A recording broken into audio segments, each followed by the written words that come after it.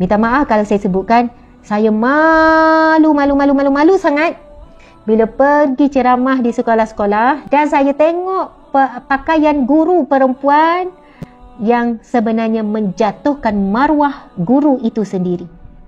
Dengan pakai ketat, sendat, tudung singkat, nampak jelas sebahagian dadanya. Kalau berjalan tu nampak pula bentuk pinggul punggungnya. Dan pelajar lelaki kalau pergi yang menengah apa semua kan, saya minta dia tulis kan. Ada yang tulis terangsang dengan cikgu. Tak boleh nak fokus belajar, terangsang dengan cikgu. Siapa yang menganjurkan ataupun menunjukkan sesuatu kebaikan lalu dituruti, dia akan dapat bahagian pahala yang sama.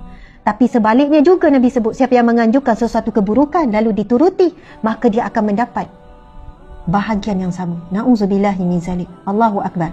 A'udzu billahi minasyaitonir rajim. Assalamualaikum warahmatullahi wabarakatuh. Dan penganjur kita adalah orang yang sangat istimewa, pihak yang sangat istimewa, iaitu Anjuran Sekolah Kebangsaan Kerteh, Terengganu. Anjuran Sekolah Kebangsaan Kerteh, Terengganu. Subhanallah. Masya Allah, maksudnya ia adalah sebuah institusi pendidikan. Sekolah. Jadi mereka ini adalah para guru yang menganjurkan majlis ilmu pada malam ini memang ada kaitan dengan guru. Tajuk yang diberikan tanggungjawab suami atau isteri vs kerjaya guru. Subhanallah. Tanggungjawab suami atau isteri vs versus kerjaya guru. Subhanallah. Sebenarnya satu sudut kita rasa macam kenapa nak versusnya kan? Dia sebenarnya saling melengkapi. Jawatan di rumah sebagai isteri atau suami dan jawatan di tempat kerja, amanah di rumah dan amanah di tempat kerja adalah saling melengkapi. Kerana kita ada keluarga, kita keluar mencari rezeki. Dan dengan rezeki yang kita dapat tu boleh melengkapkan keperluan keluarga. Kenapa kita keluar bekerja? Bekerja itu wajib. Kenapa kita keluar mencari rezeki? Kita ada keluarga untuk kita berikan keperluan. Keperluan fizikal, emosi, bawa jalan-jalan, mental, kita dengar bawa pergi kuliah, beli buku, keperluan fizikal, makan, minum, tidur dan sebagainya. Sebab itu siapa yang menghargai keluarga, dia akan menghargai kerja. Masya Allah. Suami isteri vs kerja guru. Siapa yang menghargai, yang menyayangi keluarga, dia akan menyayangi kerjaya. Subhanallah. Bahkan dari satu sudut ya, kalau orang kata saya orang yang family first, biasa dia akan keluar ayat ni apabila bertembung dengan kerja. Bila bertembung dengan kerja yang dia dah tak boleh nak bawa, ataupun mungkinlah kerana dia dah terlambat, dia tak atur elok-elok, ataupun tak ada sebab pun, lalu akan menggunakan perkataan saya family first, apa-apa keluarga nombor satu. Saya jumpa orang yang begini banyak. Saya kata kalau betul kita utamakan keluarga nombor satu, kita mesti orang yang kerja efisien. Maksudnya waktu kerja tu betul-betul fokus siap, fokus buat betul-betul, buat sama ada work smart ataupun work hard. Tak ada buang masa. Sebab apa? Kita tahu kita perlu balik dan bagi fokus pula kepada ahli keluarga di rumah. Subhanallah. Dan bila kita sebut family first, saya family first, apa-apa anak nombor satu, suami nombor satu, betul, memang betul. Nak pegang prinsip tu boleh. Dan sebab anak, suami, isteri nombor satu lah kita buat kerja dengan betul-betul. Sebab hasil daripada kerja kita itulah kita dapat rezeki. Dan keberkatan rezeki itu lebih penting daripada jumlah rezeki yang kita dapat. Masya Allah. Ia bukan satu benda yang mudah. Tapi kalau mula kita faham, kita akan sangat mencintai kerjaya kita sebagaimana kita mencintai keluarga. Kerana kerjaya itulah yang membawakan kita kebahagiaan kepada sebuah keluarga, hasil daripada keberkatan. Boleh faham kan? Nah, sahabat-sahabat muslimin muslimat, kenapa tajuk malam ini berkaitan dengan tanggungjawab suami isteri vs kerjaya guru? Masya Allah. Saya nak cerita kisah benar. Tuan-puan nak dengar cerita tak? Kisah ni benar-benar berlaku di hadapan mata saya. Benar-benar berlaku di hadapan mata saya, membuatkan saya menangis.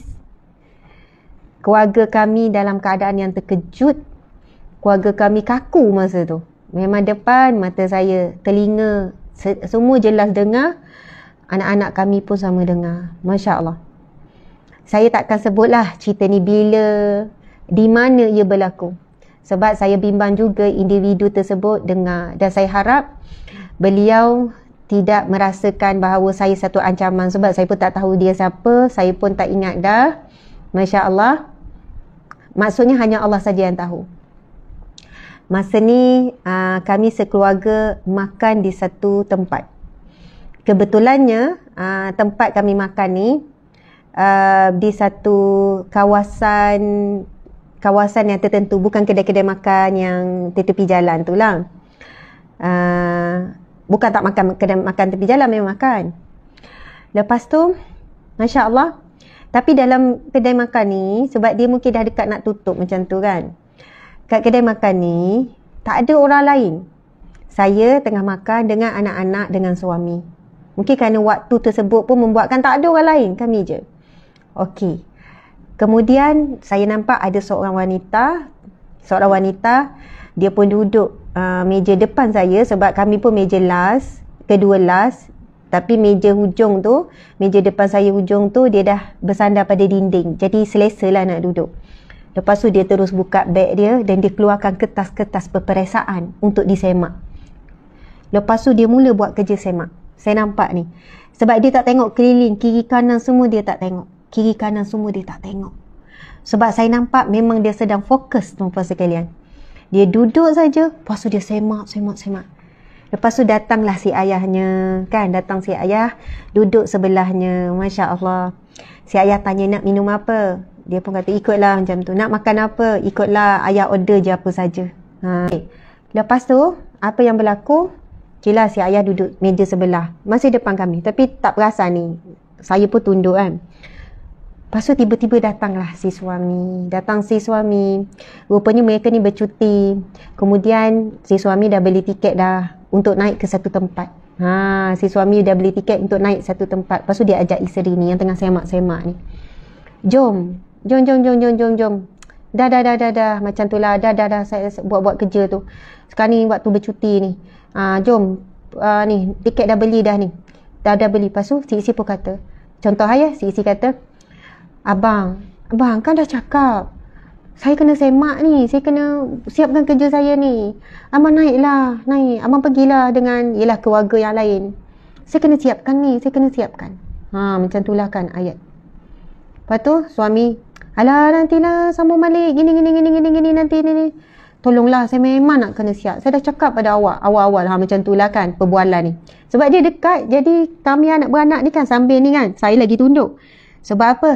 Suara dah mula tinggi.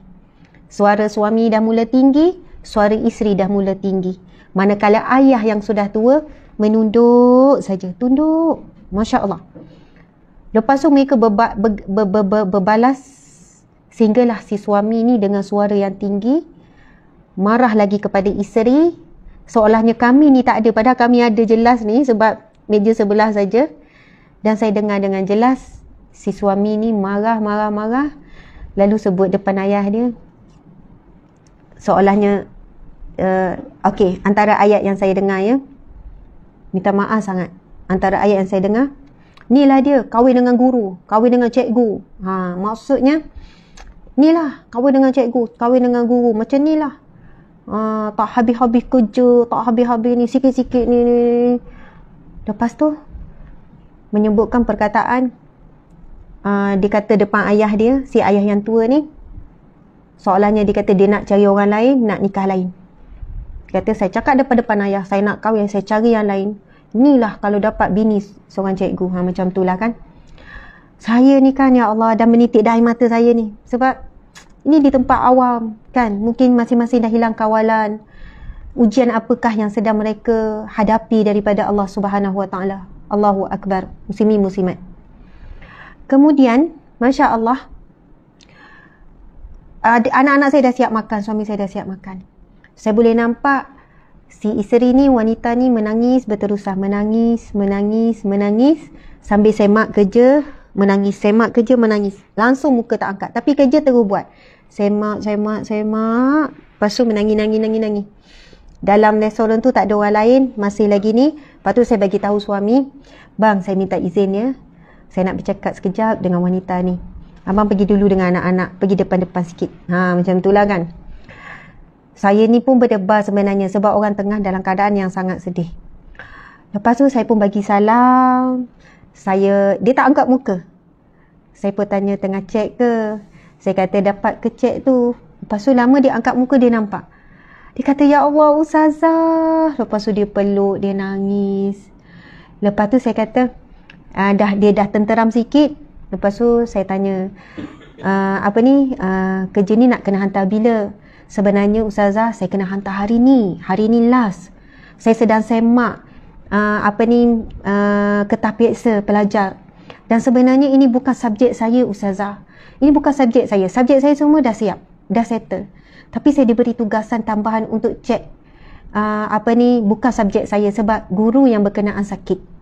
Tapi due date-nya hari ini Ustazah. Saya bukan buat ketah saya gini. Sebenarnya saya ni mula-mula saya ada sangkaan yang negatif juga. Saya kata, kenapalah isteri ni berkeras sangat nak cek? Kenapa tak raikan? Suami dah beli tiket, suami dah ajak pergi jalan-jalan naik sekejap. Nanti kan boleh sambung malam. Dia kata, Ustazah, sebenarnya saya kena hantar sebelum jam 5 petang macam tu lah. Kan masa tu dah pukul berapa ya? Dah pukul 7 macam tu kan? Pukul 6 lebih. Lepas tu dia kata, Ustazah, kadang-kadang kerja sebagai guru ni bukan semua orang faham. Subhanallah, kerja berkait dengan deadline, kena hantar tugasan, begini-begini kan. Saya pun kata, saya hanya mampu apa? Saya doa supaya satu hari nanti suami akan betul-betul faham kerja kamu sebagai guru. Dan saya mendoakan kamu juga diberikan kelapangan dalam kerja. Kamu diberikan kemudahan. Bawa bincang dengan pihak atasan jika kamu tidak mampu nak bawa sekian-sekian. Masya Allah. Itu adalah kejadian yang berlaku di hadapan mata saya. Di hadapan mata saya, kejadian tersebut. Dan kejadian lain sepanjang saya bertugas sebagai perunding rumah tangga, banyak penceraian di kalangan guru. Bukan sama-sama guru. Kadang-kadang pasangan tu ialah isteri guru, kebanyakan isteri guru. Suami tak boleh terima budaya kerja guru. Guru dulu lain. Guru sekarang malam pun kerja. WhatsApp keluarga, ibu bapa, WhatsApp anak murid, lagi masa belajar PDPR hari tu. Mana nak bagi tumpuan pada anak sendiri yang belajar, mana nak bagi tumpuan, subhanallah, tumpuan anak sendiri nak belajar, tumpuan nak mengajar anak murid, nak semak kerja. Kalau kita bukan guru ni, kita rasa beban kan, semak kerja anak kita. Bagaimana guru nak kena semak kerja semua anak murid, dan waktu yang sama nak juga semak kerja anak dia. Mak saya guru. Mak saya namanya orang panggil Cikgu Fikriah. Guru 30 tahun lebih. Adik saya ada 2 orang guru. Subhanallah. Ipar ada 4 orang guru. Maksudnya memang biasa suasana guru. Tahu bagaimana masa mak saya pencen pun dalam beberapa tahun yang lepas. Subhanallah, bagaimana workload guru tu semakin meningkat. Macam-macam benda. Nak dicapai itu, nak dicapai ini, menjadi bahan eksperimen pun satu, tuan-puan sekalian. Setiap kali menteri berubahlah. Kan, berubah itu, berubah ni. Guru pergi kursus ni. Lepas tu guru kena ada tambah baik. Lepas tu baru nak adapt, baru nak sesuaikan. Tukarlah menteri, tukarlah pula metod, tukarlah pula silibus, tukarlah pula sekian-sekian. Makan masa guru nak memahami buku teks baru, lama lepas tu tukar pula buku teks. Macam-macam lah. Dan antara sebab ibu saya pencen awal 53, tapi dia dah bertugas lebih 30 tahun. Sebab jadi guru muda lagi kan. Masya Allah, Allahu Akbar. Kerana dia kata tak boleh nak bawa dah tekanan menjadi seorang guru. Masya Allah, Allahu Akbar. Bukanlah kerana frust ke, stres ke, tapi memilih untuk lebih tenang.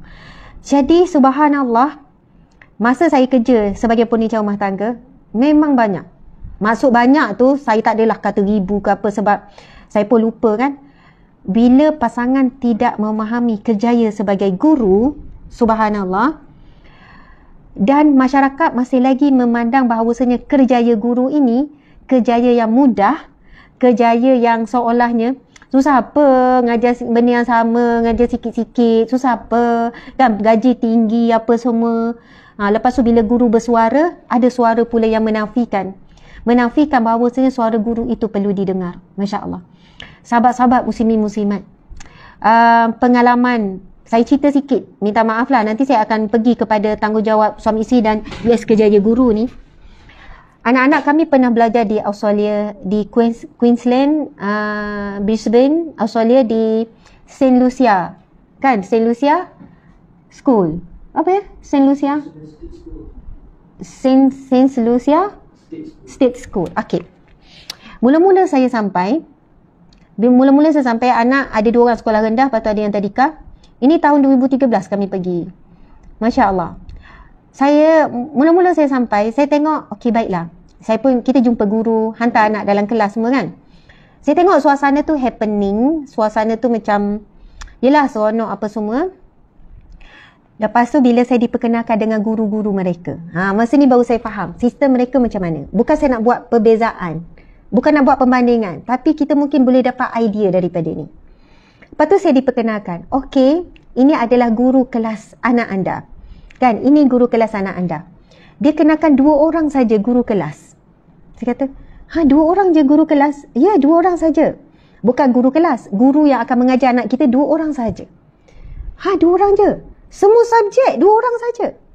Dia kata, anak puan baru darjah 1, baru darjah 2. Kan, yang seorang tu darjah 3, Atikah masa tu.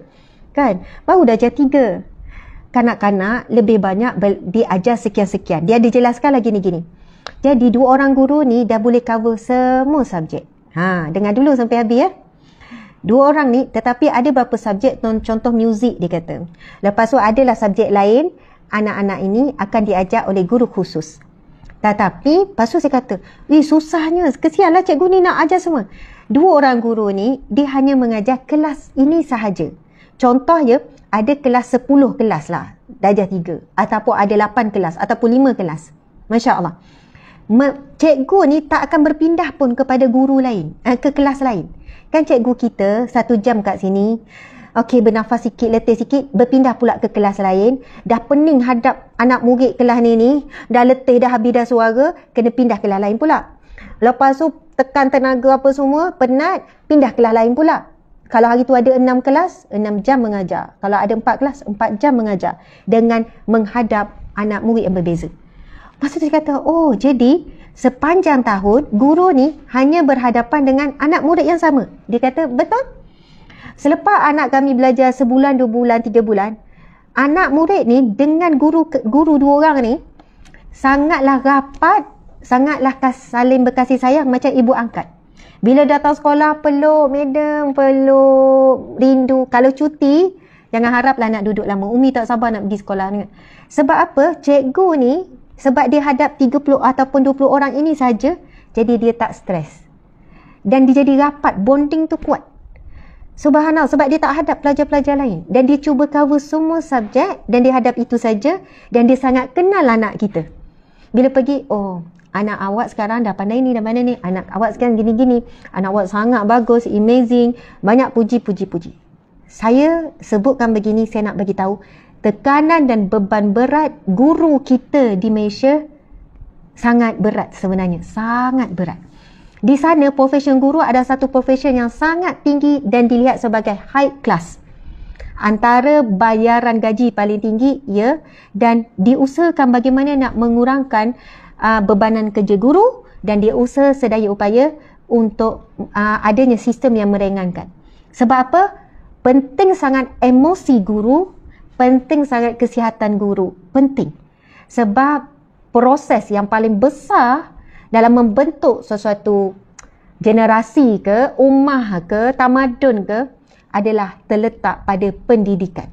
Sebab itu bila kita belajar sejarah dan kita baca, bila Hiroshima Nagasaki tu letup habis dengan bom atom tu, kan, mati kebanyakan mahasiswa dengan cacat apa semua, dan mereka nak bangunkan kembali Hiroshima Nagasaki tu, mereka bukan cari jurutera, bukan mereka cari para doktor terlebih dahulu, tapi yang mereka cari mana guru yang masih hidup, mana guru yang masih ada. Mereka mulakan dengan education, pendidikan. Mereka tahu dengan pendidikan yang cemerlang, pendidikan yang bagus, akan melahirkan, itulah sistem ataupun proses penyampaian maklumat ke, kesedaran ke, disiplin ke, sejarah ke, dan sebagainya. Subhanallah. Jadi bila dua orang guru fokus kepada anak murid yang sama, awal tahun sampai akhir tahun, bonding mereka sangat kuat, mereka jadi macam ibu angkat. Subhanallah. Mereka boleh ditegur. Mereka sekian-sekian, Masya Allah. Sebab itu, bebanan guru kita di Malaysia ni sangatlah berat. Saya pernah jadi guru ganti. Selepas saya jadi guru ganti kan, ada kan dulu lepas habis belajar tu, jadi guru ganti, guru bersalin, kita daftar dengan di bawah Jabatan Pendidikan kan. Lepas tu saya dipanggil ganti 2 bulan, ganti 3 bulan. Start daripada tu jujur saya kata, saya bagi tahu suami, saya tak nak jadi cikgu, saya tak nak jadi guru. Walaupun masa tu kawan-kawan semua dah jadi cikgu kat sekolah, jadi guru, saya kata saya tak nak. 2 tahun saya tak kerja. Walaupun ada tawaran untuk guru, saya tak nak. Pengalaman saya jadi guru ganti tu, subhanallah, memanglah mungkin saya kena sekolah rendah apa kan semua kan. Dah masuk satu kelas, okey kita bagi yang terbaik ni, 1 jam ni, bla-bla, okey gini-gini, yang berlari yang itu. Bila saya marah, okey duduk diam. Cikgu marah. Saya kata saya marah betul-betul. Takutnya. Lepas tu gelak sama-sama. Bayangkan, saya kata ya Allah budak ni, ya Allah, walaupun seorang dua yang nakal, hilang sabar kita, habis yang lain jadi mangsa. Maksudnya kita dah hilang. Saya kata ya Allah macam manalah. Lepas tu dah letih, dah habis tenaga, dah habis tumpuan, pindah pula kelas yang kedua, ada pula perangai lain yang kita kena hadap. Lepas tu buat sikit report, masuk pula kelas yang ketiga. Maksudnya kalau pelajar di situ ada berapa ratus untuk darjah tu, lepas tu subjek pula 2-3 subjek kena cover. Lepas tu kena buat report dalam buku catatan tu. Lepas tu sekian-sekian. Saya kata ya Allah, macam mana yang mereka jadi guru dan cikgu 10 tahun, 20 tahun, 30 tahun, muslimin muslimat.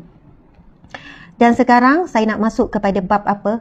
Kemuliaan, kelebihan, fadilat menjadi guru, yang disebutkan dalam banyak hadis Nabi SAW. Masya Allah, Allahu Akbar.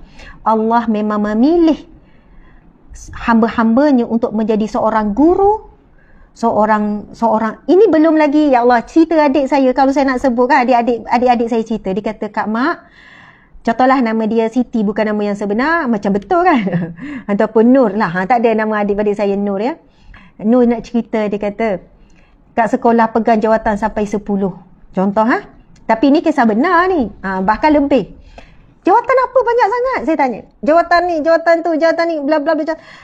Lepas tu setiap minggu ngajar berapa jam? Okay, gini-gini. Lepas tu habis ni, itu yang hujung minggu balik lewat hari gini-gini, sambung kerja dekat rumah. Dia kata syukurlah sebab pasangannya pun cikgu, pasangannya pun guru, jadi yang sama-sama faham. Saya kata ya Allah, mencabarnya. Kalau tak sabar, tak kuat mental, fizikal, Masya Allah, balik nak uruskan anak-anak pula. Ini saya bukan menafikan kerja lain, sebab tajuk kita malam ni pasal guru ya. Anjuran pun oleh sekolah. Masya Allah, Allahu Akbar. Okey, saya bila sebut tanggungjawab suami dan isteri WS Kerjaya Guru, saya tak tahu bagaimana ya guru-guru ni boleh menyeimbangkan tanggungjawab ni. Cuma saya boleh katakan, sebab pengalaman saya tengok emak saya sebagai seorang guru di sekolah berprestasi tinggi. Mak saya jadi guru fizik di sekolah Sultan Mahmud, di sekolah Sains Terengganu, SESTA. Sekolah tu sekolah berprestasi tinggi, yang kejar ranking, kejar target, budak-budak bijak dan sebagainya. Tekanan guru pun bila duduk di sekolah-sekolah yang kelas tertinggi ni, ada tekanan lain. Kena buat kelas tambahannya, kena itunya, kena ninya, guru sekian-sekiannya, kena komputernya, macam-macam lah. Saya bukan kata sekolah biasa yang tak ada cabaran. Tapi subhanallah, tuan-puan sekalian, yang saya nampak lah, mak saya pencen lebih kurang 5 tahun yang lepas, 5 tahun 6 tahun yang lepas. Maksudnya bukan jarak lama sangat dengan guru-guru sekarang ni. Masya Allah. Bila dapat anugerah kan, pelajar bagi hadiah, mak saya akan dapat anugerah guru yang disayangi, anugerah guru kelakar. Saya pun pelik sebab mak saya seorang yang ceria juga, tapi dapat anugerah guru kelakar. Sebenarnya mak saya adalah lucu-lucu dia tu kan, walaupun dalam serius dia. Masya Allah. Maksudnya disayangi murid. Allahu Akbar. Yang saya perhatikan bagaimana emak saya menyeimbangkan beban berat tanggungjawab dia sebagai guru di sekolah dengan jawatan itu, jawatan ini dan sebagainya, dengan menguruskan bila balik ke rumah 10 orang anak. Bukan 2, bukan 3, 10. Dan mak tak pernah ambil pembantu rumah. Tak pernah ambil pembantu rumah. Masya Allah. Namun saya lihat peranan besar yang dibuat oleh ayah saya. Subhanallah. Sebab itu penting sangat. Saya kira kalau masing-masing guru, pasangan guru dengan guru, mereka akan lebih memahami, lebih sokong menyokong, dan bila mereka cerita, okeylah, saling memahami. Tapi cabaran apabila dapat pasangan yang bukan guru, yang tak faham situasi suasana guru. Masya Allah. Yang saya boleh nampak, peranan ayah saya main peranan yang sangat besar. Sebab maaf saya guru cabut. Janganlah cakap guru cabut. Mak saya pun guru biasa saja. Semua guru yang, ya Allah, adik-adik saya 10 orang. Dan mak tak pernah ambil pembantu. Mak saya jadi cikgu bermula umur 19 tahun dengan diploma. Lepas tu umurnya dalam 30, umur emak saya 30. Dalam 30-an mak saya buat ijazah. Sambung di UTM. Mak saya bawa 2 orang adik paling kecil, Asiah dengan Siti Khadijah masa tu, adik nombor 7 dan nombor 8. Tak ingat bilangan adik. Bawa anak kecil 2 orang. Subhanallah, mak saya sambung ijazah. Lepas tu, alhamdulillah, walaupun dengan bawa anak kecil, sambung ni, lepas tu mengandung lagi. Pernah pecah da'i ketuban dalam Dewan Perpesaan. Mengandung lagi anak masa tu, Dewan Perpesaan. Lepas tu bagi tahu pesyarah, saya dah keluar tanda, tapi terus jawab soalan peksa. Oh memang, kalau saya fikir balik cerita perjuangan mak saya seorang guru kan. Tapi dapat anugerah cemerlang. Subjek yang jarang dikuasai oleh guru Melayu lah. Subjek fizik kan dapat cemerlang. Cuma saya nak bagi tahu tuan-puan sekalian, ini benda sangat penting. Peranan arwah ayah saya meninggal 3 tahun lepas, bulan Ramadan, 10 Ramadan, Jumaat malam. Masya Allah. Mak saya balik sekolah, makanan dah siap masak. Ayah saya akan masak. Subhanallah. Bila makan malam pun, ayah akan masak. Ayah akan bagi emak rehat. Bila emak sampai, ayah tahu emak penat di sekolah. Kadang mak balik pukul 6 petang, kadang balik 5 petang. Semua dah siap. Dan kami anak-anak, muslimin-muslimat, sahabat-sahabat, memang kena tunggu mak. Kan balik sekolah pukul 1, balik sekolah rendahan. Pukul 1 dah balik dulu kan, pukul 2 dah balik kan. Kami tak, walaupun ayah dah siap dah masak lauk, masak nasi semua, kami tak akan makan. Sebab ayah kata, macam mana pun tunggu mak balik. Kalau mak balik pukul 6 lah baru makan tengah hari, makan nasi. Betapa pentingnya mak dan ayah ni jaga waktu makan mesti bersama, by hook by crook. Lapar tak? Lapar. Ayah kata makanlah biskut ke, roti ke, makanlah apa-apa sementara tunggu mak balik.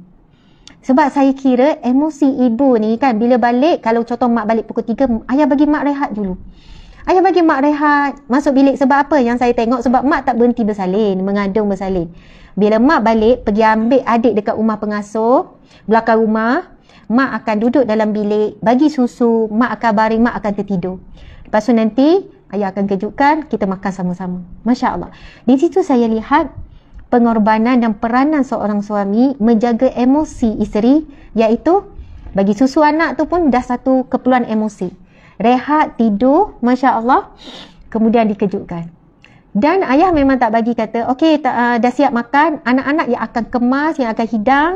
Sebab apa? Mak akan pergi masuk untuk buatlah kerja dia ataupun rehat dan sebagainya. Bila sampai waktu maghrib, antara yang mak dan ayah tak miss adalah mengajar anak-anak Al-Quran.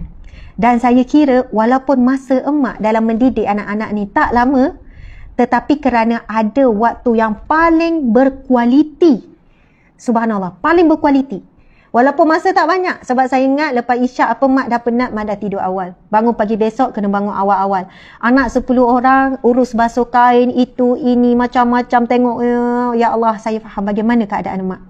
Dan bagaimana pengorbanan ayah. Maka walaupun ayah yang jaga, kalau sarapan pun subhanallah mak akan pergi sekolah awal lagi. Mak dah pergi awal sebab sekolah kan. Jadi ayah yang uruskan semua anak-anak untuk sekolah, makan, minum dan sebagainya. Masya Allah, Allahu Akbar. Jadi muslimin muslimat, saya katakan waktu maghrib saja wajib baca Al-Quran. Dan kami 10 orang adik-beradik khatam Al-Quran dengan emak, dengan ayah 30 juzuk. Tak pernah kami dihantar kepada mana-mana guru. Tak pernah kami dihantar kepada mana-mana ustaz atau ustazah luar. Mak saya bukan ustazah, mak saya guru fizik. Tapi dia belajar untuk mengajar anak Al-Quran. Dan saya ingat, dan bila ditanya, itu ada temu dengan mak kan, saya kata, Masya Allah, apakah rahsia? Rahsia pendidikan. Ada saya live dengan mak saya kan, rahsia kejayaan mak didik anak-anak apa semua. Masya Allah, semuanya berjaya, semuanya lepasan universiti dan sebagainya. Masya Allah. Dia kata, dia senyap, lepas tu dia kata, pastikan Al-Quran mesti ibu bapa sendiri yang ajar. Biar anak-anak khatam 30 juzuk dengan ibu bapa. Walaupun ibu bapa tu tidak berpendidikan tinggi, tapi sekurang-kurangnya dengar anak tu baca. Muka surat ke satu muka surat. Dan mak ayah saya pula, satu muka surat tak cukup bagi mereka. Setiap kali satu muka surat, mesti kena ulang 2 kali. Ya Allah, gigihlah mak. Gigih sungguh mak. Bukan ngajar seorang dua. 5-6 orang anak nak habis ni. Seorang. Padahal dia dah penat, ngantuk-ngantuk tu. Penat mengajar apa semua. Subhanallah. Dan saya fikir, saya ingat-ingat balik, peranan dan pengorbanan yang dilakukan itulah yang menyebabkan subhanallah Allah jaga bab-bab yang lain tentang anak. Allah jaga walaupun bukan ada masa yang banyak. Kan balik dah petang, masa sekejap waktu maghrib, lepas tu isyak dah tidur balik. Begitulah rutin harian. Dan mungkin kerana asbab itulah tidak terlalai tanggungjawabnya dalam bab mendidik anak-anak. Tak sempat didik lain, benda-benda lain tu mungkin boleh sentuh-sentuh, touch enggo macam tu je. Tetapi kerana ada bonding dan waktu yang paling berharga, iaitu waktu dengan Al-Quran bersama-sama, tuan-puan sekalian. Sebab itu kepada ibu ayah, sesibuk apapun anda, kena ada waktu kita dengan anak-anak yang namanya the golden time. The most golden time, kita kata, kalau kita kata golden time kita tu pergi berjalan, pergi makan sama-sama, tengok TV sama-sama. Tetapi bila kita bina bonding ketika kita sama-sama baca Al-Quran dan bina bonding solat berjemaah, lepas tu zikir sama-sama, itu bonding yang paling kuat, ikatan yang paling kukuh. InsyaAllah bila bonding begini yang dibentuk, datanglah ujian apa pun. Ujian itu, ujian ini, hubungan dengan ibu, dengan ayah, ataupun penjagaan dan hikmah yang Allah berikan dalam kehidupan anak-anak itu, subhanallah, Allahu Akbar, akan jadi kuat. Muslimin-muslimat di mata Allah sekalian. Jadi ramai hari ni orang yang bekerja bukan guru saja yang tak ada masa banyak dengan anak. Saya selalu kata tak apa, saya faham tak ada masa, saya pun sama. Tak banyak masa, balik lewat apa ni dan sebagainya. Tapi kalau sempat dengar 5 ayat Al-Quran anak baca, alhamdulillah. Sibuk balik dah penat. Okey, Umi nak dengar sikit, sambung sikit bacaan semalam. Walaupun memang Umi penat tapi nak dengar sikit. 5 ayat pun jadilah. Okey, dengar. Okey, sadaqallahul azim. Esok kita sambung balik. Masya Allah, Allahu Akbar tuan-puan sekalian. Cuba istiqamah. Dan itu jawapan mak saya bila saya tanya dalam live tu kan. Itu je. Mak kata tu je lah. Kalau mau ingat-ingat apa yang mak buat. Mak saya biasa je. Bukannya seorang yang okey bercakap gini. Malu-malu nak bercakap dan sebagainya. Masya Allah. Jadi tuan-puan dimati Allah sekalian, kan kita ni hampir pukul 10, tapi ada lagi lebih kurang 15 minit. Saya nak ceritakan kemuliaan, fadilat, kelebihan menjadi guru.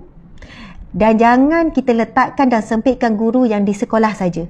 Semua ibu bapa adalah guru kepada anak-anak mereka. Ustazah, saya belum kahwin, saya tak ada anak. Ataupun saya dah kahwin tak ada anak. Masya Allah. Jadilah guru kepada diri sendiri. Jadi guru pada diri sendiri. Ada kawan-kawan yang kita boleh jadi guru dalam perkara-perkara tertentu. Okey. Saya akan bacakan beberapa hadis tentang kelebihan guru. Jadi, saya nak beri khabar gembira. Dan kekuatan kepada sama ada suami yang pasangannya guru ataupun isteri yang pasangannya guru. Masya Allah. Ataupun sama-sama guru, kerana apabila anda memberikan kekuatan ataupun memberikan bakti ataupun anda berkorban. Anda berkorban. Contoh yang anda berkorban. Anda korban masa. Anda, yalah, tiba-tiba isi kata, bang, saya kena kesiapkan ni. Bagi saya masa sampai 10 malam boleh? Macam mana seorang suami nak jawab, okay, take your time. Saya uruskan anak-anak semua. Bukan senang ya. Tak apa, awak siapkan kerja. Oh, bukan senang.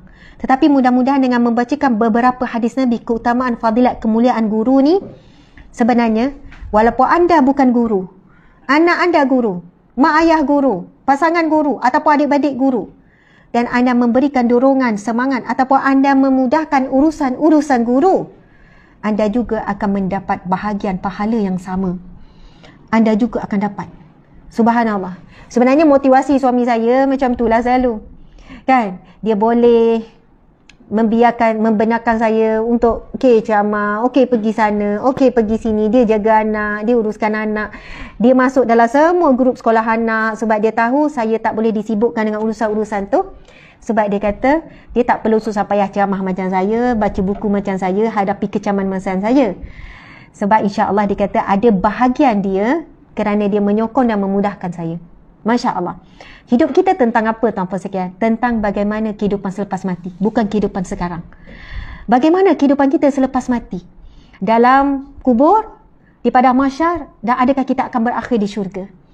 Sebab itu orang yang hidupnya untuk jangka masa yang panjang dan dia punya plan tu future jauh, tuan-puan sekalian, pandangan dia jauh, syurga Allah. Bukan pandangan dia nak rehat hujung minggu, bukan pandangan dia nak dapat award itu, award ni. Dia bukan target ni, dia target syurga. Pandangan jauh, tuan-puan sekalian. Kepenatan, kesedihan, kepiluan, kelukaan tu dia hadap dengan sabar, dengan tenang sebab target dia syurga Allah. Allahu Akbar. Kalau target untuk dapat bahagia yang cepat dan sementara, manusia akan selalu kecewa. Okey, baiklah. Bismillahirrahmanirrahim. Ini saya baca daripada tuan-puan pun boleh cari ya. Pejabat Mufti Wilayah, Guru dan Kemuliaannya. Saya baca berapa kali dah sebenarnya. Tuan-puan boleh cari Bayan Linnas siri yang ke-202. Pejabat Mufti Wilayah Persekutuan. Tajuk dia Guru dan Kemuliaannya. Masya Allah, Allahu Akbar. Okey, saya tengok ya. Bukan saya tengok, saya baca, tuan-puan dengar. Ini ditulis oleh pejabat mufti tentang guru dan kemuliaannya. Profession sebagai seorang guru adalah antara bidang pekerjaan yang mulia. Guru mempunyai darjat dan martabat yang tinggi, di mana kalimah keramat gelaran cikgu atau ustaz sentiasa abadi dalam kehidupan guru dan tidak pernah dipencenkan oleh masyarakat sekalipun mereka telah bersara. Panggilan guru tersebut akan kekal sehingga liang lahat, sehingga ke liang lahat pun pasti dibawa bersama. Pada masa ini, memegang status sebagai seorang guru bukanlah satu perkara yang mudah. Realiti pada hari ini menjadi seorang guru bermaksud individu itu perlu berhadapan dengan kerenah serta perangai pelbagai pihak, terutamanya menghadapi kerenah ibu bapa, pelajar-pelajar, sama-sama guru, pihak atasan dan pihak bawahan. Masya Allah, Allahu Akbar.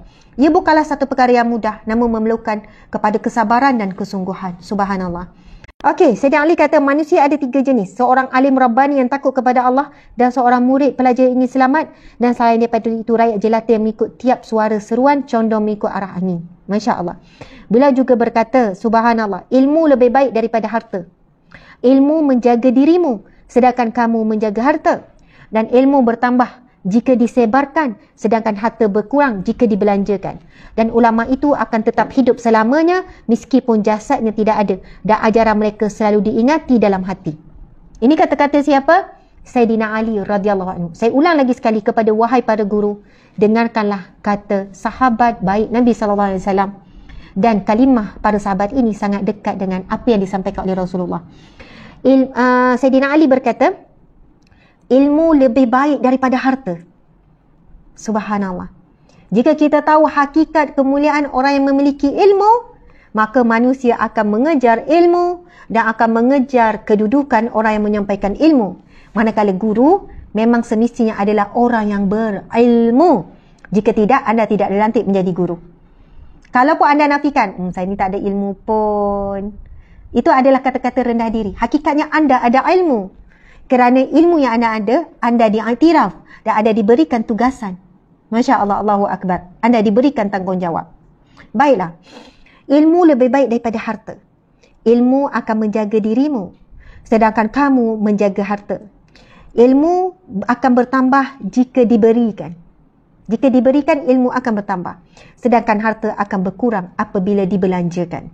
Dan ulama itu akan tetap hidup selamanya meskipun jasadnya sudah pun tidak ada, walaupun dia dah mati, dan ajaran mereka selalu diingati dalam hati. Subhanallah. Sekarang kita pergi kepada hadis Nabi SAW. Nabi bersabda, hadis riwayat Muslim, hadis sahih, man dalla ala khairin falahu mislu ajri fa'ilihi. Barang siapa yang menunjukkan kepada kebaikan, maka dia akan mendapat pahala seperti mana pahala orang yang mengerjakannya. Saya kalau tanya pada guru berapa orang dah anak murid, nescaya pada guru tak boleh nak jawab. Tak ada lagi setakat ni kalau saya tanya anak murid berapa orang, tak ada yang jawab. Okey, 231,000 ustazah. Tak ada.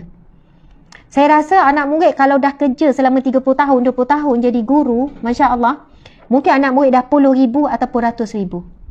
Dan kalau kita kata separuh lah anak murid ni ambil ilmu, ambil pengajaran, kan, dapat jadi orang yang ni.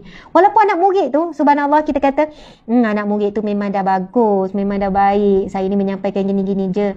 Sebab itu kan, bagi saya lah, walaupun anda guru apa pun, guru matematik, guru fizik, guru kimia, guru pendidikan khas, guru pendidikan jasmani, sebenarnya anda telah mengajarkan ilmu-ilmu baik. Sebab ada yang kata, ustaz-ustazah untunglah mereka ngajar ilmu agama, kami ni ilmu dunia. Tuan pun sikit, ilmu dunia ataupun ilmu akhirat, duniawi ataupun ukhrawi, kedua-duanya adalah ilmu yang mulia, ilmu yang mana akan membawakan kesejahteraan kehidupan dunia dan akhirat. Dunia pun kita perlu cemerlang. Bukan kata tak boleh abaikan dunia, dunia pun kena cemerlang. Masya Allah. Sebab itu, kepada para guru sekalian, Masya Allah, saya minta, bukan sebab saya minta lah kan, ustazah minta, siapa ustazah nak minta kan, bukan sebab saya minta, agama minta, Nabi Muhammad minta kita buat apa? Guru jadi contoh yang terbaik buat anak-anak. Minta maaf kalau saya sebutkan, saya malu sangat bila pergi ceramah di sekolah-sekolah. Dulu selalu ceramah sekolah, dan saya tengok pakaian guru perempuan yang sebenarnya menjatuhkan maruah guru itu sendiri. Pakaian guru perempuan kita hari ni macam model, tengah pakai ketat, sendat, tudung pun, minta maaf lah ya, ustazah suka komplain kan, sebab saya pun perempuan kan, tudung singkat nampak jelas sebahagian dadanya, kalau berjalan tu nampak pula bentuk pinggul punggungnya dengan bersolek sakannya. Saya kata macam mana ya. Lepas tu kan kadang saya camah-camah pada anak-anak murid kan, dengan anak murid kan. Ya Allah, kadang saya baca komen-komen nakal pelajar-pelajar lelaki kalau pergi yang menengah apa semua kan. Saya minta dia tulis kan, kenapa gini-gini. Ada yang tulis terangsang dengan cikgu. Tak boleh nak fokus belajar, terangsang dengan cikgu. Daripada awal sampai akhir terangsang sebab nampak jelas sangat bahagian yang patutnya ditutup. Anak murid terganggu. Anak murid dah balik. Dia kata 3, dia kata 4, dia kata 5. Cikgu yang mengajar ni pula berpakaian menjolok mata. Subhanallah, saya tak tahu bagaimana proses pendidikan itu. Dan saya kira kalaulah ada guru besar, ada cikgu, guru besar lah, guru besar ke PK ke apa ke, yang bertegas dengan etika pemakaian guru untuk guru, ustaz, ustazah, kadang ustazah pun seksi juga, minta maaf ya. Untuk para guru, etika pemakaian di sekolah perlu patuh syariah. Kadang-kadang kita ni kan ambil kemain lagi kan dengan anak-anak murid kan, dengan pelajaran. Tegur bila tudung singkat, tegur bila tangan tu nampak lengan, tegur bila baju tu macam ketat, tegur bila sekian-sekian nampak baju dalam apa dan sebagainya, sebab baju putih kan so pakai ni. Tapi siapa yang nak tegur guru? Saya kira bila ada guru besar yang bertanggungjawab, yang dia tahu dia akan ditanya oleh Allah bukan hanya dengan tugasan yang disenaraikan, tetapi dia jadi ketua yang mana dia boleh sebut dalam perhimpunan, boleh ingatkan kepada para guru selalu. Etika pemakaian guru patuh syariah, longgar, tudung menutupi dada, pakailah stokin, tangan tu yang berselak sekian-sekian. Lepas tu guru ni pun, guru besar ni contoh lah ya, saya tak sebut siapa-siapa lah, umum. Boleh je sebut. Kamu nak pakai macam mana, pakailah di luar sekolah. Itu sama yang saya sebut kepada staf. Staf kami di pejabat ada 100 lebih. Bila masuk waktu kerja, saya kata etika pemakaian bekerja di syarikat ni, sekian. Dan saya tak tahu bagaimana pakaian kamu di luar. Tetapi etika pemakaian sekian. Bila ada yang datang singkat sikit, saya suruh balik. Saya kata balik rumah. Dik, balik rumah, tukar. Kamu tak ada duit ke nak beli tudung labu sikit? Kalau tak ada, ustazah bagi. Dan memang kita bagi tudung percuma apa semua. Siapa yang tak boleh ikut etika, saya kata minta maaf. Sebab Allah akan tanya saya. Sebab saya ada kuasa untuk menegur orang di bawah saya. Saya bukan hanya ditanya tentang kerja kamu, gaji kamu dan sebagainya. Tetapi etika, disiplin, pemakaian, patuh syarah juga tanggungjawab saya. Masya Allah. Walaupun dia tak setuju, itu hak masing-masing Ustazah. Ya tak apa, kalau kamu kata hak kamu, saya pun ada hak saya. Macam itulah. Jadi, subhanallah, muslimin muslimat. Saya ingatkan kalau mak saya memang guru fizik, tapi orang panggil dia Ustazah fizik. Sebab apa? Dia kata mesti ambil masa 5 minit ke bagi tazkirah pada anak-anak, pada pelajar. Bukannya bila cikgu sains tak sebut langsung pasal agama, tak. Dia kata ambil peluang. Sebab apa? Orang lain nak dapat pahala berikan kebaikan kemain susah. Contohlah, kita bukan cikgu ni, kan? Tuan-puan yang kerja pejabat, ada ke orang nak dengar tazkirah kalau bukan penceramah pendakwah? Okey, saya nak menyampaikan satu. Tapi cikgu jelas-jelas dah ada mad'u, dah ada sesara dakwah. Pelajar tu lah. Yang mana pelajar tak boleh lari, kena duduk dalam kelas. Dan kita memang ada peluang. Tinggal nak tak nak sahaja. Nak tak nak sahaja. Lepas tu mak saya kata memang mak ambil peluang. Kan 5 minit, kadang 10 minit dah okey, dah ngajar sekian. Ambil peluang, sampaikan nasihat, sampaikan pesanan. Sebab apa? Hadis Nabi SAW, Nabi sebut, barang siapa yang menunjukkan kepada sesuatu kebaikan, maka dia akan dapat pahala yang sama sebagaimana orang yang mengerjakannya. Tapi hadis ni ada sambungan. Barang siapa yang menganjurkan keburukan, menganjurkan sesuatu yang tidak baik, maka dia juga mendapat catatan dosa sebagaimana orang tu buat. Kalaulah dia mengajarkan sesuatu yang tidak baik kepada para pelajar. Subhanallah. Hari ni anak murid kan, dia jadikan cikgu. Aku nak dia macam cikgu tu lah, sukalah dia bergaya dengan pakaian gini-gini. Ui, tengok mengancam lah. Anak murid jadikan idola, jadikan contoh cikgu yang dia suka. Sebab apa? Penampilan yang mengancam. Lepas tu dia pakai di luar dan sebagainya. Bila mak dia tegur, kenapa pakai macam ni? Alah, cikgu ni pun pakai macam ni. Memang adore sangat, memang admire sangat dengan cikgu ni gini-gini. Tuan-puan sekalian, sebenarnya saya ingat masa saya sekolah menengah dulu. Memang cikgu ni dia jadi idola kepada anak murid. Sampaikan kalau kawan-kawan saya dia suka sangat cikgu tu, dia ingat tuan-puan sekalian, dia ingat. Baju ni dia dah pakai pada hari Selasa yang lepas. Saya sukalah cikgu ni, sebulan dia takkan sama baju dia. Punyalah dia minat cikgu tu, dia ingat. Saya tahu, tudung ni tudung baru ni. Saya ni. Lepas tu masuklah cikgu muda. Masa belajar dulu ya, cikgu muda. Yang pakai singkat, yang pakai bergaya, jalan pun bergaya apa semua. Ui, ramailah peminat. Minat-minat cikgu tu comel, cikgu tu anggun. Yang pakai tudung labu, yang pakai ni tak glamour. Tak glamour, tak. Disukai jugalah, tapi orang remaja yang sedang memberontak memang suka.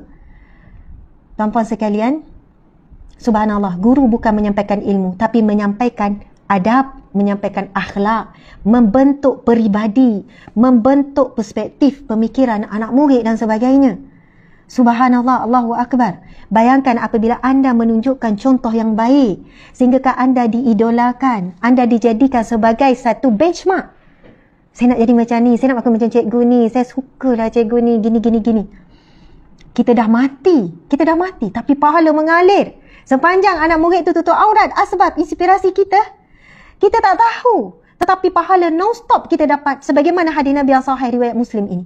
Siapa yang menganjurkan ataupun menunjukkan sesuatu kebaikan, lalu dituruti, dia akan dapat bahagian pahala yang sama. Tapi sebaliknya juga Nabi sebut, siapa yang menganjurkan sesuatu keburukan, lalu dituruti, maka dia akan mendapat bahagian yang sama. Na'udzubillahi min zalik. Allahu Akbar.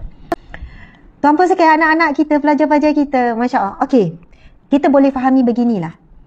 Kenapa tugas kita rasa berat tak dapat pertolongan Allah? Kenapa rasa berat tak dapat pertolongan Allah? Mungkin kerana kita buat kerja tidak kerana Allah ataupun tidak mengikut kehendak Allah. Kita kerja kerana mengikut hawa nafsu kita demi mengejar apa yang kita nak. Target kita lupa target Allah. Kita lupa apa yang Allah suruh kita letakkan sebagai satu matlamat. Bila kita ada masalah dengan Ya Razak yang memberikan kita rizki, Allah yang mengaturkan segalanya, maka dia akan beri beban yang berat kepada hati kita. Dan apabila kita tak melaksanakan tugas asas ataupun basic sebagai isteri ataupun sebagai suami atau sebagai ibu ayah, sekurang-kurangnya mendidik anak Al-Quran, sekurang-kurangnya. Sebab apa tuan-puan sekalian, bila kita buat betul-betul ikut syariat, saya kira kerja seberat apa pun akan dapat pertolongan Allah. Seberat apa, sesibuk apa, Allah akan berikan pertolongan.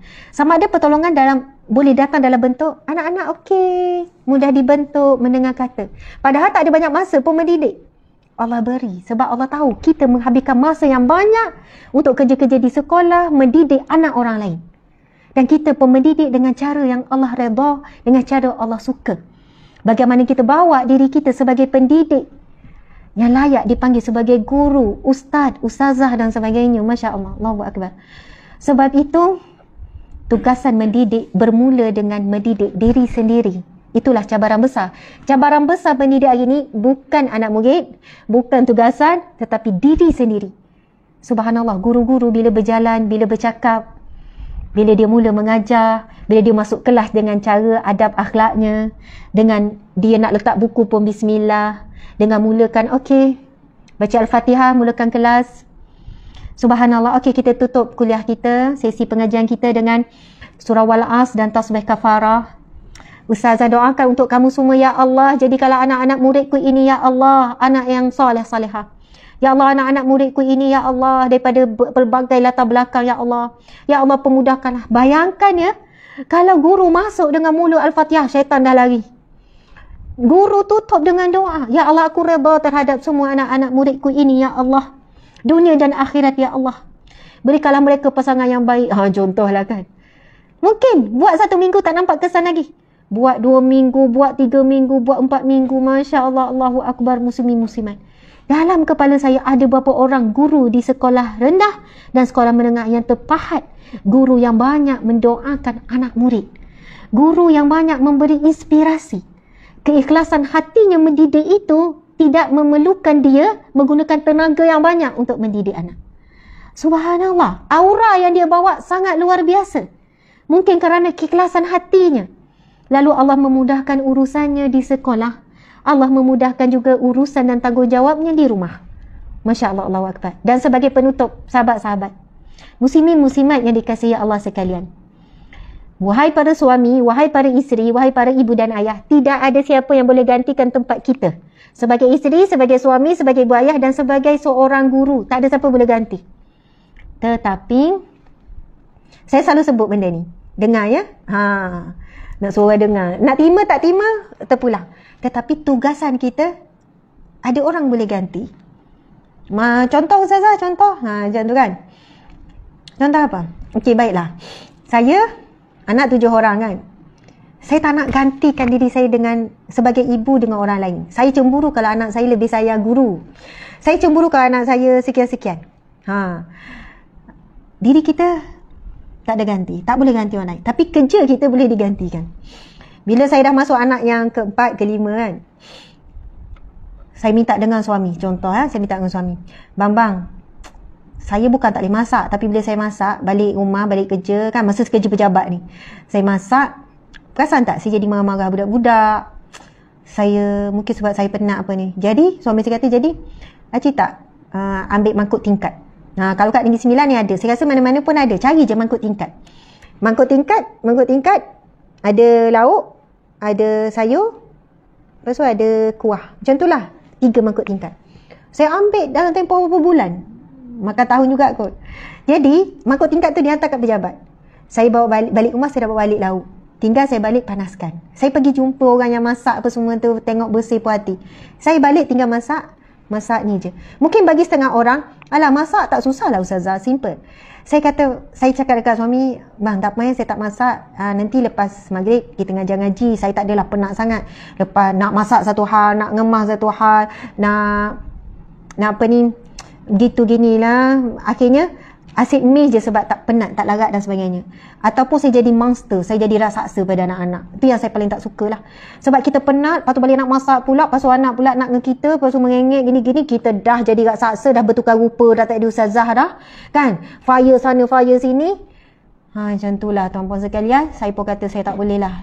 Saya kata, mula-mula masak dulu. Lepas tu lama-lama, bang saya rasa kerja kain ni memang susah. Percayalah sangat. Habis tu suami kata, boleh tak seminggu sekali je cari orang, kita upah 5 jam, 1 jam dia orang nak RM15, dia orang datang yang ni dia datang gosok baju untuk 1 minggu. Okey lah suami saya, okey je dia, okey. Sebab apa? Bagi saya, untuk jadi superwoman bukan bermaksud kita kena buat semua perkara. Oh, saya tak ada pembantu, semua saya buat. Tapi dia dah berubah. Sebab apa? Saya macam ni. Saya akui diri saya, tuan-tuan sekalian. Kita bukan tak sayang anak. Tapi kenapa kita marah, kita cubit, kadang kita bertempik pada anak? Bukan sebab tak sayang. Tetapi kita tidak mampu menampung rasa penat. Dia macam ni kan, kalau masa kita cukup rehat, okey, ceria-ceria, anak tumpahkan air, okey, so okey, ambil kain-kain. Dia jadi macam, tapi bila kita dah penat, kita stres pula dekat pejabat, lepas tu kita buat tiba-tiba anak tumpahkan air, sebab kita dah terlalu penat, kita dah tak mampu nak menampung emosi anak tumpahkan air tu. Tak mampu nak menampung emosi anak bergaduh tu. Tapi bila kita rehat cukup, dan kita okey sekian-sekian, jadi bila anak buat perangai itu, kita macam boleh hadapi sebab ada tenaga. Itu isunya. Tenaga untuk menahan marah tu tak ada. Sebab dah penat. Tinggal sisa saja. Sebab itu, saya tak malu kalau saya, walaupun mak kata, mak anak 10 orang, bawa anak 3 orang, ambil pembantu 7 minggu, suruh urus kain, dah ni. Memanglah kan, kalau fikir seronok, kalau kita buat semua benda, macam hebat lah. Mungkin ada orang boleh, dia buat semua benda apa semua dan emosi dia stabil. Sangat terbaik. Tapi saya akui kelemahan diri saya. Bila saya dah terlalu penat, lepas tu dengan anak yang yelah dekat-dekat, kecil-kecil, saya tak mampu nak menahan amarah saya. Walaupun saya tak beli handbag mahal, walaupun tak pergi makan tempat sedap-sedap, walaupun saya tak pergi bercuti, bagi saya emosi adalah perkara paling penting.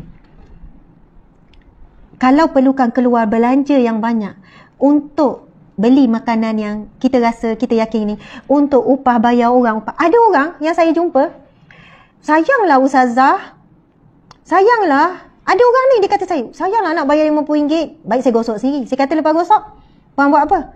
Oh memang penat, memang serabut dengan budak-budak. Saya kata saya tak nak jual diri saya tak nak macam tu. Saya lebih baik saya ni. Lepas, mula untuk baju, lepas tu saya minta seorang lagi. Jadi hujung minggu tu 2 orang datang. Kan, bantu lap-lap bersih rumah betul-betul. Lepas tu satu lagi fokus kain.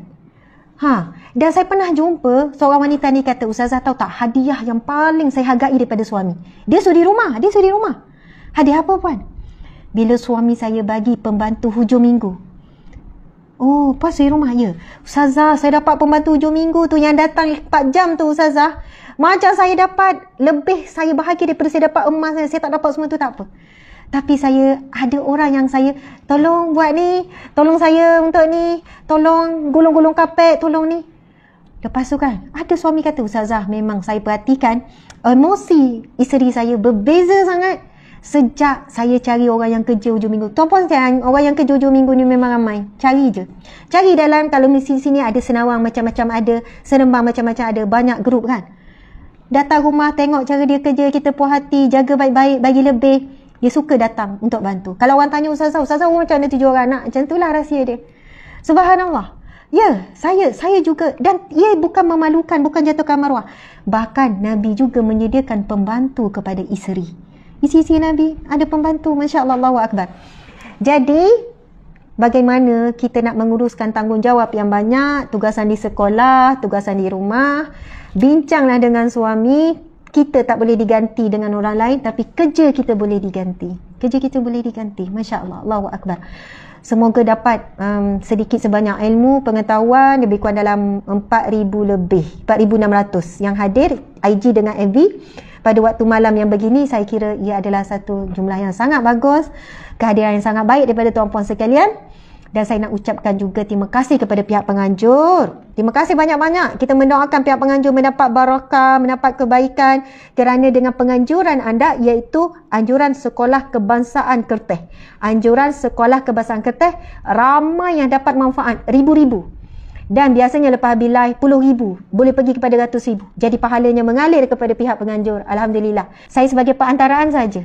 Saya juga banyak kekurangan. Tapi saya cuba menyampaikan yang terbaik demi ummah. Subhanallah. Jadi bila tengok kekurangan saya, bila tengok aib saya, Masya Allah, saya manusia biasa. Tapi bila minta disampaikan ilmu, saya mesti menyampaikan yang baik-baik. Kan? Masya Allah. Alhamdulillah.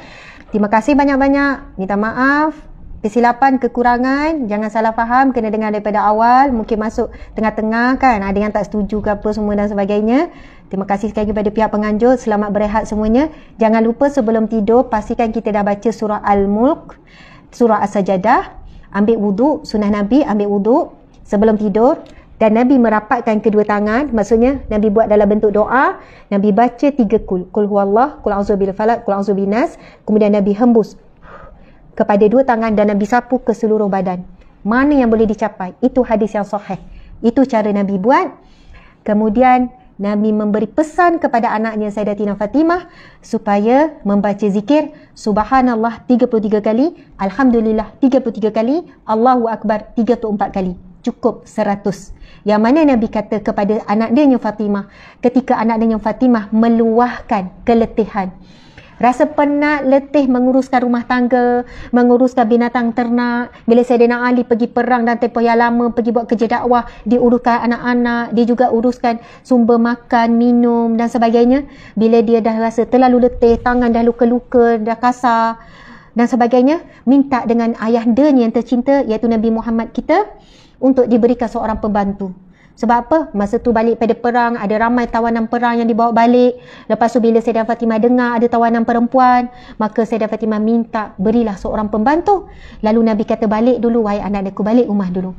Selepas itu Nabi pergi ke rumah anak-anaknya Fatimah. Lalu Nabi berkata, ini sabda Nabi yang sahih, wahai Fatimah, maukah kamu aku ajarkan satu amalan yang mana ia lebih baik daripada seorang pembantu? Subhanallah. Fatimah memerlukan seorang pembantu untuk memudahkan urusan kerja dia. Tapi Nabi berikan amalan, yang mana Nabi kata amalan ini lebih baik daripada seorang pembantu. Amalan apa? Nabi kata sebelum kamu tidur wahai Fatimah, bacalah Subhanallah 33 kali, Alhamdulillah 33 kali, Allahu Akbar 34 kali. Mencukupkan 100 kali. Hadis yang sahih, sahabat-sahabat sekalian. Bila kita fikir kenapa ia lebih baik daripada pembantu, cubalah buat malam ni, cuba buat 1 minggu, cuba buat 2 minggu. Selama ni yang kita rasakan kerja kita di sekolah, kerja kita di pejabat, kerja kita di rumah sebagai suri rumah ataupun apa saja, insya-Allah Allah akan permudahkan. Anak pun elok, itu settle, ini settle, Allah mudahkan. Sebab itu hidup kita bukan soal susah ataupun payah, tapi hidup kita soal dapat pertolongan Allah ataupun tidak. Sebab itu zikir itu diberi nama zikir Fatimah. Sebab Nabi ajar anak-anaknya dan Nabi kata ia lebih baik pada seorang pembantu. Sebelum tidur, jangan lupa baca amal zikir ni, perubahan yang besar dalam hidup kita, insya-Allah. Alhamdulillah, yakin. Sebab itu adalah daripada Nabi SAW. Kalau saya bagi tips, tak percaya, tak buat, ragu-ragu, tak apa. Siapa saya? Tapi bila tips ini, amalan ini diajarkan oleh Rasulullah, dan Rasulullah kata ia lebih ada pembantu, maka buat dulu baru tahu hasilnya. Macam nak berhenti tadi kan, tiba-tiba sambung lagi. Jadi sekadar itu kita tangguhkan dengan tasbih kafarah dan surah wal asr. Bismillahirrahmanirrahim. Subhanakallahumma wa bihamdika asyhadu an la ilaha illa anta astaghfiruka wa atubu ilaik. Bismillahirrahmanirrahim. Wal asr innal insana lafi khusr illa allazina amanu wa amilus solihat wa tawasaw bil haqqi wa tawasaw bis sabr. Sadaqallahul azim. Amin ya rabbal alamin. Subhanallah. Alhamdulillah.